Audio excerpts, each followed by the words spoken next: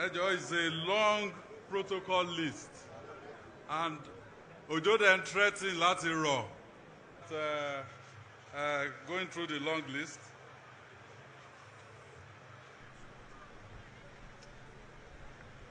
Baba mi, His Imperial Majesty Rashidi Adewolu Ladoja Arusa the First. And kí n kó lákòótán, mo kí gbogbo ẹ̀yin tẹ́ wá láti federal, all the federal mites tí wọ́n wà ń bí, mo kí yín.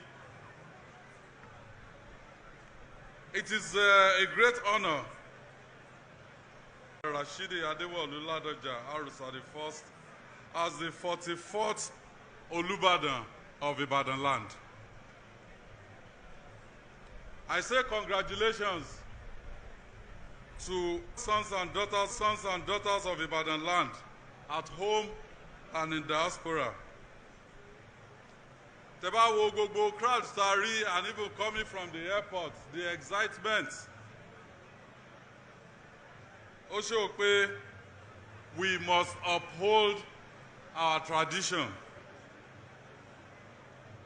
And I also want to say that today, all challenges associated with Ibadan Traditional Institution is now over and behind us.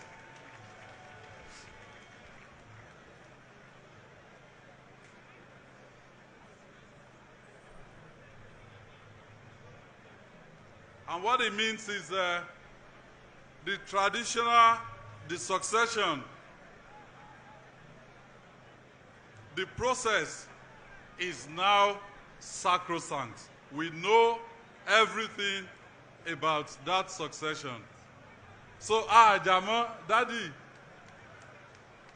ṣé ẹ ti rí bí kí n wọ ìlẹ̀kẹ̀ àbí kí ni wá sí ibi tá a ti jẹ Olúbàdàn? Ẹ mọ̀ pé I was here láti ṣe coronation fún 42nd, 43rd, and this is 44th. But mo wọ ìlẹ̀kẹ̀ lénìí torí pé ẹ wá pè mí lọ́tùnba mọ́, ẹ wá pè mí lóyè, ọmọ ọba ni kẹ́ wá pè mí sí.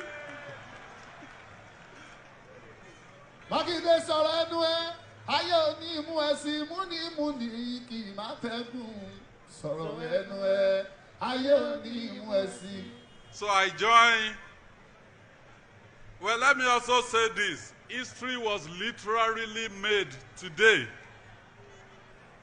The president landed at Ibadan Airport, the first wide-bodied aircraft ever to land in Ibadan Airport. So ìgbà kábíyèsí, ó ti bẹ̀rẹ̀ sí ní máa tù wá lára àbí kò tí bẹ̀rẹ̀. A ti ṣí airport tuntun. Tinubu ṣé wọn náà ṣó ń gbọ́. Ọmọlódòdè, olódòdè. A ti ṣí airport o. So I join Oyo State government, sons and daughters of Ibadan land,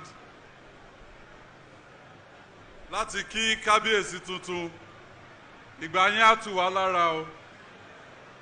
Your time will bring peace, progress, and prosperity to Ibadan land and to Oyo State. Thank you and God bless you. Ọba ti dé náà nílẹ̀ yìí o. Wọ́n ní kí àkọ́bí Tinubu.